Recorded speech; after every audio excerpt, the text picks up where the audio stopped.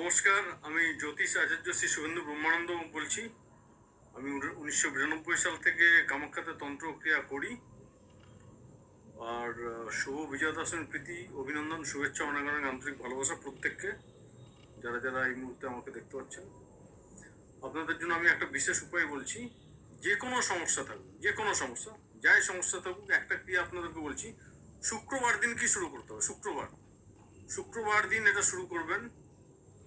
দুপুর 12টার আগে করবেন। পরপর 6 দিন করতে হবে। পরপর 6 দিন, শুক্রবার, শনিবার, রবিবার, সোমবার, মঙ্গলবার, বুধবার, 6 দিন করবেন। 6টা পদ্ম ফুল, প্রতিদিন একটা করে পদ্ম ফুল একটু কুমকুম মাখিয়ে মা দুর্গার ফটোর সামনে অথবা মূর্তি যদি থাকে তার সামনে নিজের একটা যে কোনো একটা সংকল্প করে মা দুর্গাকে ওটা দেবেন। আর মনে মনে হাত জোর করে সংকল্পটা করবেন, যেটা আপনি চাইছেন এই মুহূর্তে, যে সমস্যা আপনি ভুগছেন, মাকে জানাবেন নিজের আর্জি, যাতে মা আপনাকে তাড়াতাড়ি ওই সমস্যার থেকে মুক্তি দান করে। ভালো থাকবেন।